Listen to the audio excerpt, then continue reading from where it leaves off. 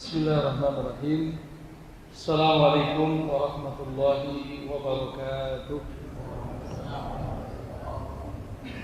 Alhamdulillahirabbil alamin. Nahmaduhu wa nasta'inuhu wa nastaghfiruh wa nastahdihi wa natubu ilayhi wa na'udzu billahi min shururi anfusina wa sayyiati a'malina. Man yahdihillahu fala mudilla lahu wa man yudlil fala hadiya lahu. Asyhadu an la ilaha illallah wahdahu la syarika lahu wa asyhadu anna Muhammadan 'abduhu wa rasuluhu la nabiyya ba'dahu. Para hadirin jamaah Masjid Asy-Syifa rahimakumullah. Alhamdulillah di malam hari ini kita bisa melanjutkan pembacaan ringkasan tafsir Ibnu Katsir. Hari ini kita sudah sampai kepada pembahasan man halaqa ra'sahu fil ihrami wajabat alaihi al-fidyatu.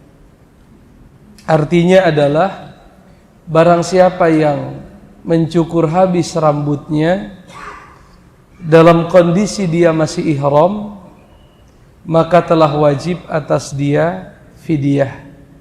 Barang siapa yang mencukur habis rambut sedangkan dia masih dalam kondisi ihram, belum selesai, belum waktunya tahallul ya, belum selesai, maka sudah wajib atasnya kewajiban fidyah.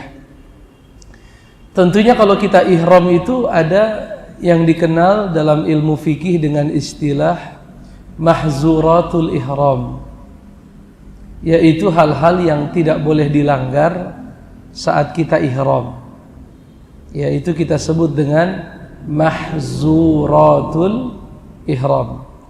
Seperti misalnya bercampur badan, itu kan tidak boleh. Lalu menikah tidak boleh, mencukur rambut tidak boleh, memakai minyak wangi juga tidak boleh, menutup kepala tidak boleh juga, memakai pakaian yang dijahit mengikuti bentuk tubuh itu pun tidak boleh, dan lain sebagainya. Baik. Jadi itu larangan-larangan ihram. Begitupun misalnya tidak boleh kita berburu ya. Fa idza halaltum fastadu, kata Allah. Kalau sudah halal baru boleh berburu hewan. Tapi kalau sedang ihram tidak boleh kita berburu hewan. Nah, di sini Ibnu Katsir berkata, barang siapa yang mencukur habis rambutnya fil ihram, dalam kondisi masih ihram, maka wajib atasnya membayar fidyah. Apa fidyahnya akan kita baca. Ini diambil dari firman Allah Subhanahu wa taala, faman kana minkum maridun aw bihi adham min ra'sihi fafidyatun min siyamin aw sadaqatin aw nusuk. Barang siapa di antara kalian, kata Allah, maridun, sakit ya, marid, sakit, aw bihi adham min ra'sihi, atau di kepalanya ada sesuatu yang mengganggu dia, membuat dia tidak nyaman. Misalnya apa Pak? Bisul, atau kutu, atau ketombe, atau lain sebagainya. Ketombe, garuk-garuk terus. Jelas ya? Maka Allah berfirman, fafidyatun, kalau dia mencukur rambutnya maka wajib atas dia fidyah. Apa itu fidyah? Min siyamin, baik berupa puasa au shadaqatin, atau berupa sedekah, au nusuk atau berupa penyembelihan.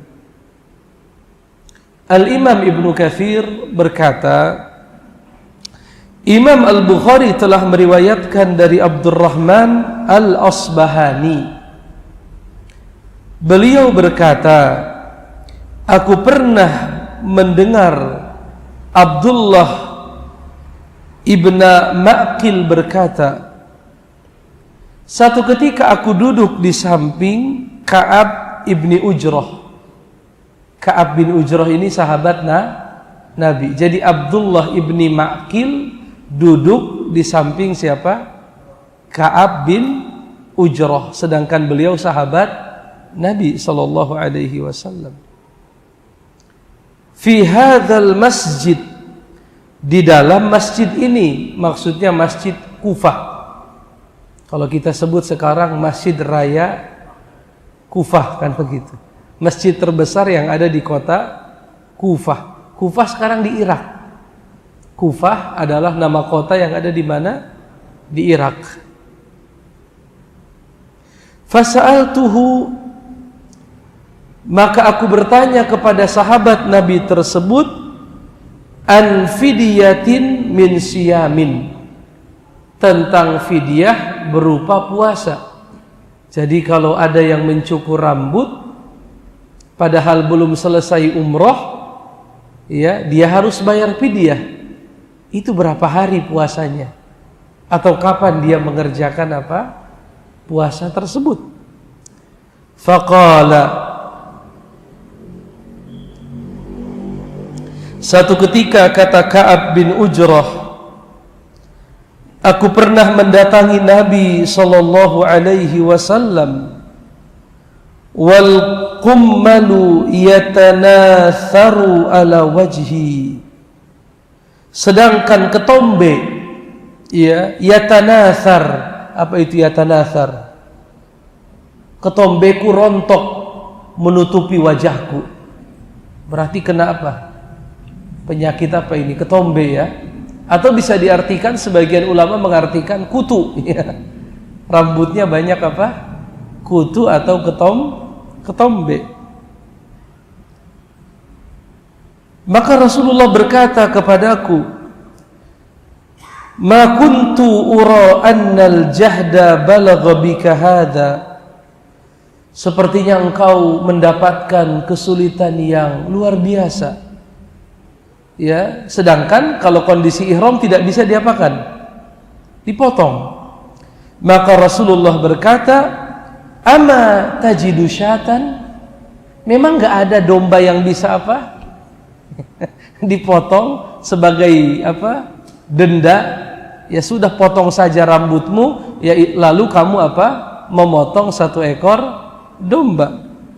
Sahabat ini berkata, la, tidak ada ya Rasulullah, ya, tidak ada domba yang bisa saya jadikan untuk tebusan.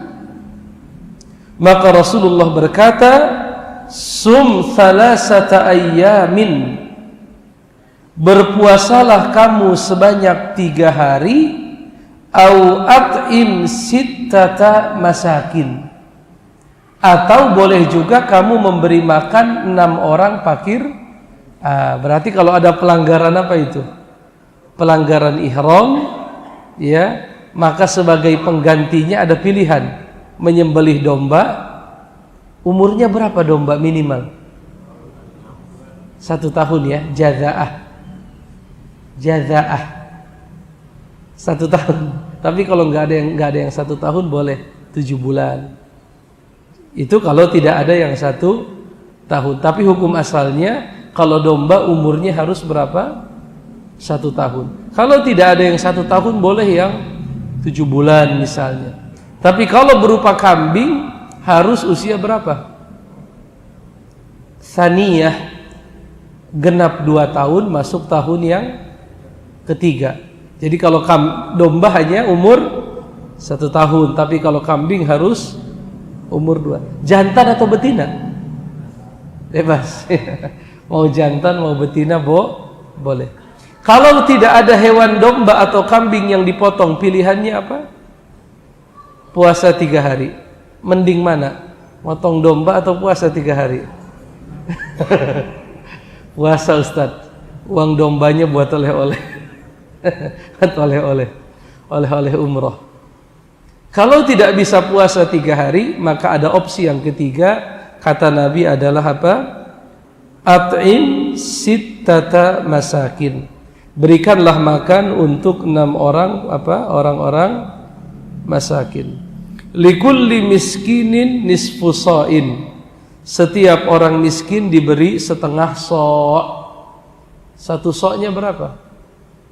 1 so' itu takaran zakat fitrah. Maka takaran zakat fitrah dibagi 2, itulah setengah so'. Di El-Sipa berapa takarannya? 2,5 kilo Pak Haji atau berapa? Di El-Sipa 2,5 kilo Pak Haji. 3,5 liter. 3,5 liter ya, bagi 2 aja tuh. Jadi berapa? Hampir sekitar 2 liter ya. Genapin saja menjadi 2. Berarti lebih ringan ngasih makan. Kalau ngasih makan berarti cuma 2 liter kali 6. Apa Pak? Pakai lauk. Iya. Hanya saja kan ini sifatnya urutan. Sifatnya apa? Urutan. Kalau masih sanggup menyembelih maka menyembelih. Tidak punya biaya untuk menyembelih baru apa? Puasa 3 hari. Tidak sanggup puasa baru apa? Memberi makan 6 orang fakir miskin. Ya, kemudian Nabi berkata, wahlik ra'saka. Ya, maka dengannya kamu mencukur apa? Rambut. Jadi silahkan kamu langgar larangan ihram, yaitu kamu cukur rambutmu, tapi kamu bayar apa? Bayar fidyah, bayar denda. Bisa berupa menyembelih, bisa berupa tadi apa? Berpuasa, bisa juga berupa apa? It'am.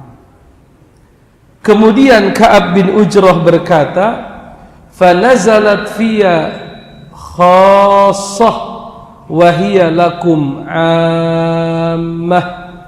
Ayat ini turun khusus untuk diriku, tetapi hukumnya umum untuk kalian. Maksudnya apa itu, Pak? Ayat ini sebabnya khusus karena diriku, tapi hukumnya apa? Umum atas kalian. Artinya walaupun ayat yang tadi kita baca asbabun nuzulnya, yaitu kisah sahabat yang namanya siapa? Ka'ab bin Ujrah, tetapi hukumnya bersifat apa? Bersifat umum. Dalam ilmu tafsir atau usul fiqh itu, usul fiqh ya, ada kaidah yang berbunyi apa? Al-ibratu bi umumil lafzi la bi khususi as-sabab. Yang menjadi patokan adalah keumuman makna dari ayat Quran, bukan kekhususan sebab turunnya. Apa itu maksudnya? Alhamdulillah. Yahdikumullah. Jadi yang menjadi patokan apa? Keumuman makna dari satu ayat, bukan kekhususan apa?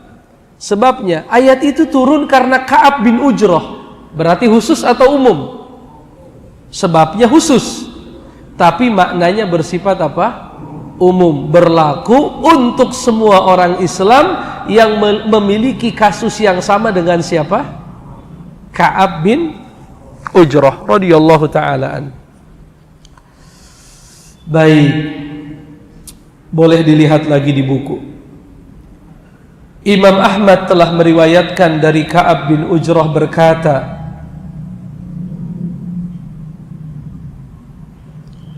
datang kepadaku Nabi SAW, sedangkan aku sedang duduk di samping kider. Apa itu kider? Periuk ya, periuk atau panci atau sejenisnya. Wal qumalu yatanatharu ala wajhi, sedangkan ketombe apa? Bertaburan di atas wajahku. Lalu dikatakan, yu'dzika hawanu ra'sika, wahai Ka'ab, sepertinya sakit yang ada di kepalamu itu benar-benar mengganggumu. Maka Ka'ab menjawab, betul ya Rasulullah.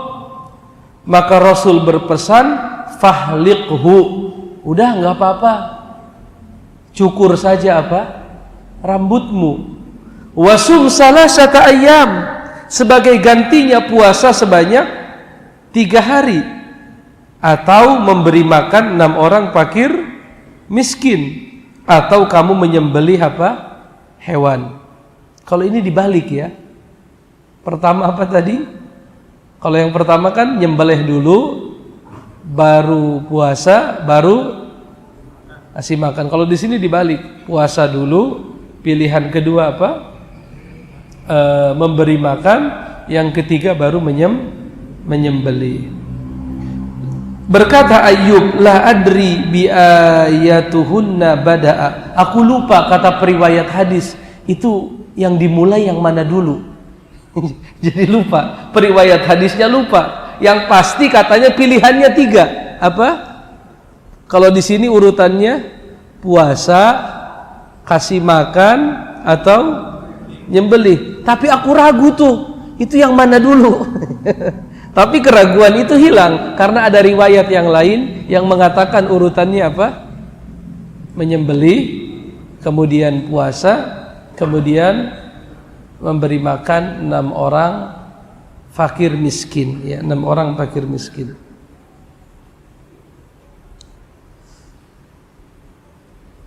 Baik. Jadi boleh milih atau harus berurutan? Boleh milih atau berurutan? Boleh milih. Di sini dikatakan, tatkala Nabi memerintahkan Ka'ab bin Ujrah, arsyadahu, Nabi memberikan arahan, ilal abdal fal abdal, kepada yang paling utama, ya, yang paling utama, ya. Maka Nabi berkata, pilihan pertama menyembelih domba, pilihan kedua memberi makan 6 orang fakir miskin, pilihan ketiga puasa 3 hari. Ini beda lagi. Kalau urutan pertama menyembelih, puasa, kasih makan. Urutan kedua kasih makan, puasa. Urutan ketiga nyembelih, kasih makan, puasa. Berarti boleh milih ya, yang mana saja. Boleh milih yang mana saja. Yang pasti dikatakan di sini, fakullun hasanun fi maqamihi, semuanya bagus sesuai kondisi. Artinya orang beda-beda, nggak bisa kita paksa memilih salah satunya. Silahkan pilih yang paling mudah bagi orang yang sedang melaksanakan ihram.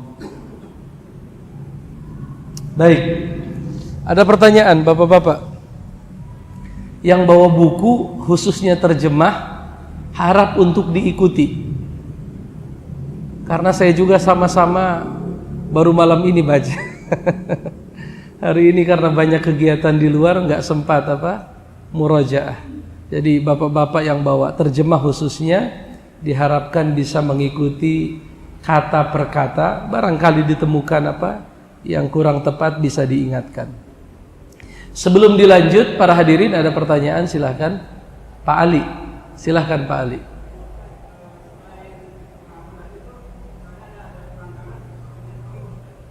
Pakai minyak wangi. Sengaja begitu Pak? Ya sama. Bayar dam. Sama bayar dam Pak. Urutannya sama seperti tadi. Itu namanya fidyah ketika terjadi pelanggaran ihram. Allahu a'lam. Ada lagi? Puasanya kapan? Karena syariat tidak menentukan kapannya, ya secepatnya saja. makin cepat makin bagus. Beda dengan masalah haji kan, kalau haji jelas tuh salasata ayyamin fil hajj wa sab'atun idza raja'tum.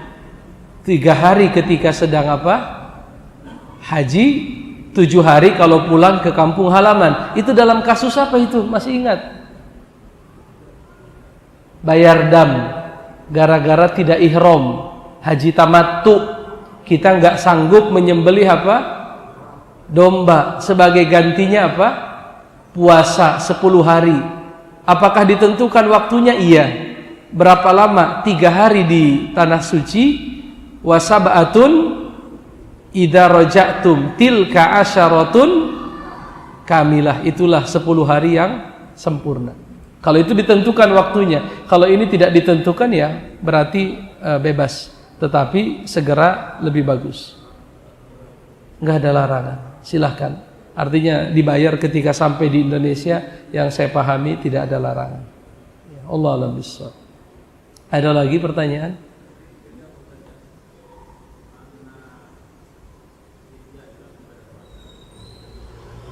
Betul Pak Haji.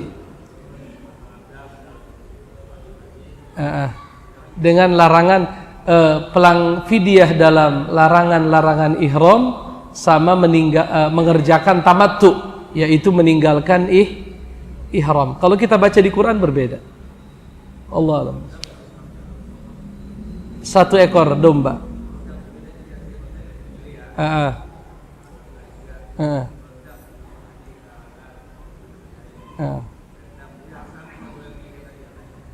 Harus dam, harus haji, harus kalau yang tamattu pelanggaran wajib haji, contohnya meninggalkan ihram. Iya, dam menyembelih seekor domba. Tadi Allah bilang kalau nggak sanggup membayar dam seekor domba, puasa 10 hari. Kalau kasusnya ihram. Kasusnya ihram Pak Haji. Dikatakan di sini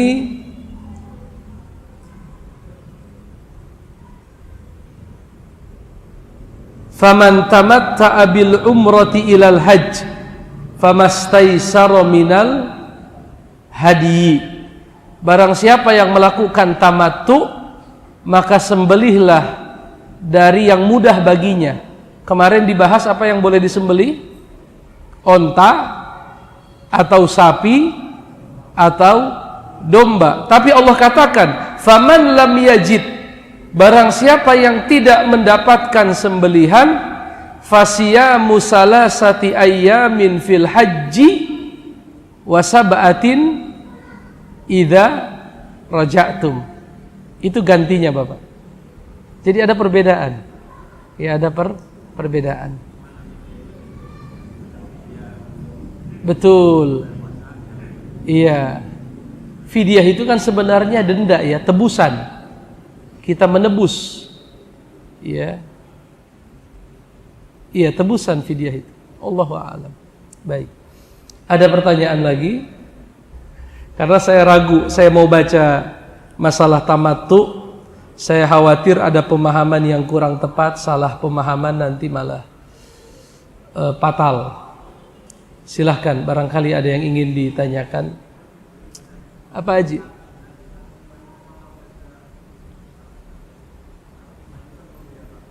Iya, at'imah. At'imah makanan. At'imah jamak daripada ta'am. Ta'amun at'imatun.